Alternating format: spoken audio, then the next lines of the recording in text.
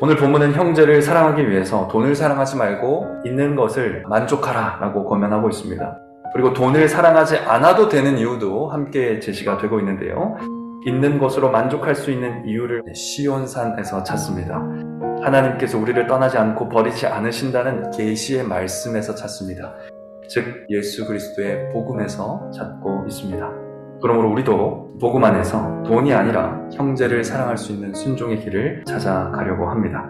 성도 여러분, 오늘 본면 핵심은 돈을 사랑하지 마십시오입니다.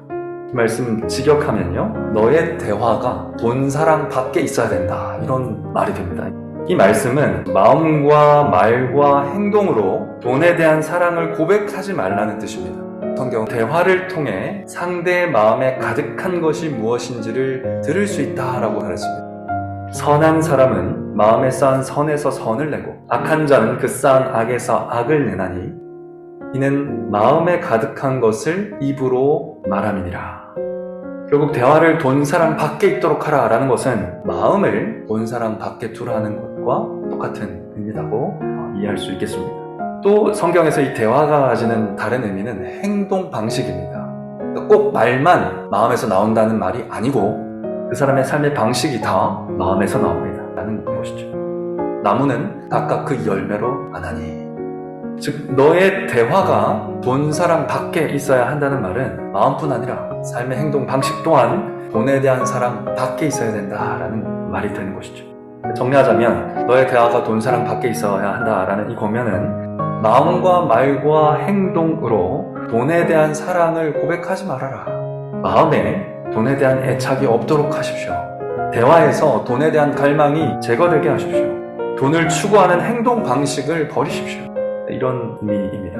만일 우리의 마음과 입술과 행위로 돈에 대한 사랑, 돈에 대한 신앙을 고백한다면 우리는 하나님께 나아가 예배할 수 없을 겁니다. 뿐만 아니라 우리는 아무 형제도 사랑할 수 없을 겁니다. 돈은 언제든 우리의 신앙의 대상, 또 우리의 사랑의 대상이 될 수 있습니다. 그러므로 작은 탐심이라도 경계하십시오. 이렇게 말씀은 권면하고 있는 것입니다. 히브리서 설교자가 왜 이런 권면을 하고 있을까? 큰 문제가 되기 전에 늘 경계하고 예방해야 하는 죄가 있는 법입니다. 탐심도 언제든지 우리 안에 불만과 불안을 일으킬 수 있습니다. 이 불만과 불안이라는 것은 언제든지 커져서 형제를 사랑하고 환대하고 도우려는 마음을 아주 차갑게 식혀버릴 수 있다라는 것입니다. 그것을 예방하기 위해서 탐심을 경계하라라고 권면하고 있는 것이죠. 사랑하는 성도 여러분, 돈을 향한 사랑, 다시 말해 탐심의 본질은 내가 하나님이 되겠다는 마음입니다. 우상숭배의 본질이고요. 이것이 죄의 본질입니다. 하나님의 자리를 가장 비슷하게 대체하는 피조물이 돈입니다. 전지전능한 돈이 어떤 문제든지 해결해 줄 것이다 라고 믿습니다. 그래서 위기를 만날 때 돈이 있으면 안심하고 돈이 없으면 불안해하는 것이죠. 탐심은 우리 믿는 신자들의 마음도 위협할 수 있습니다. 우리에게도 불안이나 불만이 생기지 않습니까? 이러한 불안과 이러한 불만이 우리의 예배의 열정을 꺼뜨리고 형제에 대한 사랑의 열심을 완전히 식혀버릴 수 있겠죠. 아마 다들 크고 작은 경험들이 있을 겁니다. 그때는 다른 사람을 생각하거나 예배를 생각할 수가 없습니다. 시온산에 이른 자의 삶을 멈추게 만들고 형제를 사랑하는데 게으른 성도로 만들 수 있습니다. 그래서 돈을 사랑하지 말라라는 이 권면은 성도가 늘 마음에 새겨두고 있어야 하는 마음인 것입니다. 그렇다면 우리는 돈을 사랑하지 않기 위해서 어떻게 해야 합니까? 있는 바를 족한 줄로 하십시오. 지금 가지고 있는 것에 만족하라라는 말씀입니다. 이미 주 예수 그리스도 안에서 우리에게 주어진 것, 그것에 대한 만족을 고백하면서 살아가라는 명령인 것입니다. 이 만족하는 마음에는 네 가지가 없습니다. 1번, 하나님이 선미로 허락하신 내 상태에 대한 불평이나 원망이 없습니다. 2번, 나보다 더 부유한 사람들에 대한 부러움이 없습니다. 3번, 미래의 내 삶이 부족하게 될 것이라는 두려움과 근심이 없습니다. 4번, 지금 우리가 가진 것보다 더 많이 가지고 더 많이 채워야 한다는 욕망이 없습니다. 이것이 우리가 가져야 할 신앙 고백적인 마음이라는 것이죠. 하지만 지금 있는 것에 만족하라는 것은 지금 없는 것에 대한 갈망과 싸우라는 얘기지 미래를 준비하지 말라는 얘기가 전혀 아닙니다. 우리는 닥쳐올 미래를 열심히 준비해야 됩니다. 근면 성실히 살아가야 됩니다. 그런데 지금 명령하고 있는 건 뭐냐면 내가 하나님처럼 미래를 준비할 수 없다는 걸 인정하라는 겁니다. 열심히 준비해도 나는 가난해질 수 있습니다. 열심히 일을 해도 잃어버릴 수 있습니다. 실패할 수 있고요. 떨어질 수 있습니다. 그렇다 하더라도 불안해하지 말고 원망하지도 말고 오늘 주어진 것에 만족할 수 있어야 된다라는 말입니다. 오늘 본문은 왜 우리가 만족하는 삶의 방식을 취할 수 있는가 그 이유도 함께 제시를 하고 있습니다. 그가 친히 말씀하시기를 내가 과연 너희를 버리지 아니하고 과연 너희를 떠나지 아니하리라 하셨느니라. 이제 우리는 그리스도 안에서 우리가 받고 누리고 있는 것이 무엇인지 바라보아야겠습니다. 실제로 우리는 사람들이 돈으로 뭔가를 사려고 하는 것이 있는데 그걸 우리가 이미 가지고 있다고 히브리서는 말씀하고 있습니다. 바로 안식입니다. 우리는 그리스도 안에서 그 안식을 은혜로 선물로 받았습니다. 이미 믿는 우리들은 저 안식에 들어가는도다. 그 말씀하신 바와 같으니 사람들이 돈으로 얻으려고 하는 궁극적인 안식과 평안이 이미 우리에게 있습니다. 우리 소유입니다. 둘째로 우리는 사람들이 절대 돈으로 살 수 없는 것도 이미 소유하고 있습니다. 영원히 흔들리지 않는 나라입니다. 그러므로 우리가 진동치 못할 나라를 받았은즉 은혜를 받자, 즉 감사하자. 우리에게 이 영원한 기업이 있습니다. 이것은 예수님이 죽었다는 사실만큼이나 확실한 것입니다. 그는 새 언약의 중보니 이는 첫 언약 때 범한 죄를 속하려고 죽으사 부르심을 입은 자로 하여금 영원한 기업의 약속을 얻게 하려 하심이니라. 그가 죽으사 부르심을 입은 모든 백성, 즉 저와 여러분이 이 영원한 기업에 대한 약속을 가지고 있습니다. 그러나 무엇보다 가장 가치 있는 이 세상에서 가장 귀한 궁극적인 소유라는 것이 우리에게 있습니다. 바로 하나님의 영원한 소유가 되는 은혜입니다.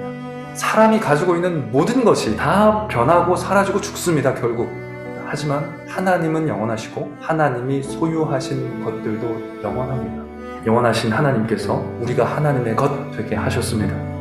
또 주께서 가라사대 때 그날 후에 내가 이스라엘 집으로 세울 언약이 이것이니 내 법을 저희 생각에 두고 저희 마음에 이것을 기록하리라. 나는 저희에게 하나님이 되고 저희는 내게 백성이 되리라. 이제 우리는 하나님과 영원히 살면서 그의 소유로 그를 알아가며 그와 함께 교제할 것입니다. 그것을 영생이라고 하죠. 이 교제, 이 영생이 사람이 가질 수 있는 최고로 가치 있는 것입니다. 사랑하는 성도 여러분, 모든 사람이 죽는 이유는 죄 때문이죠. 어떤 귀한 것을 다 드려도 죽음은 막을 수가 없습니다. 그러나 그리스도의 보혈이 나의 죽음을 막았습니다. 그 그리스도를 하나님이 우리에게 주셨습니다. 복음 아닙니까? 사랑하는 성도 여러분, 이 복음을 기뻐하며 마음 가득한 복음을 입으로 말하고 고백한 대로 그것을 삶의 행동 방식으로 삼아서 살아가시기를 간절히 바랍니다. 그러면 어떤 일이 일어나게 되겠습니까? 우리는 형제를 사랑하고 있고 형제를 사랑할 수 있게 된 우리 자신을 발견하게 될 것입니다. 복음을 기뻐하기만 하면 됩니다. 돈보다 귀한 그리스도로 형제를 사랑할 수 있습니다. 금과 은이 내게 없지만 지금 우리 마음에 가득한 그리스도를 고백하는 것이 형제들에게 사랑의 섬김이 될 수 있기 때문입니다. 내가 마음으로 복음에 깊이 만족하고 기뻐하고 입술에 복음에 대한 만족함이 가득 담겨서 형제들에게 전해지면 형제 자매가 안식으로 초대받게 됩니다. 가난의 아픔도 상실의 고통도 하나님의 선물이 될 수 있다는 것을 자신의 삶을 통해서 고백한다면 형제 자매들은 그 고백에서 예수님의 편지를 읽을 겁니다.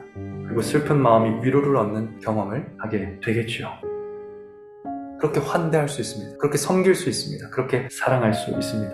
사랑하는 성도 여러분, 우리는 지금 있는 것에 만족하려는 마음과 함께 지금 마음에서 일어나는 질문들로부터 완전히 자유할 수는 없을 겁니다. 하나님은 왜 내게 가난하게 사는 괴로움만 주실까?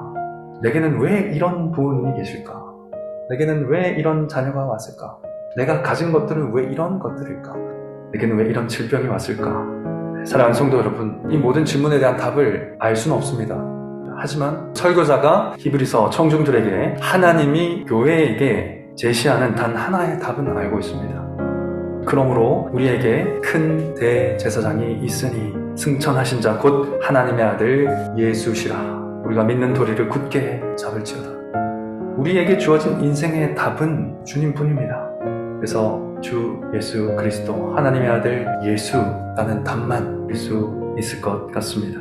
하나님의 아들 예수님으로 인하여서 하나님의 소유 되신 사랑하는 성도 여러분, 믿음으로 내게 있는 것 깊이 살펴보시고 만족하며 돈을 미워하며 형제를 사랑하는 여러분 되시기를 성부, 성자, 성령, 삼위 하나님의 이름으로 간절히 축원합니다.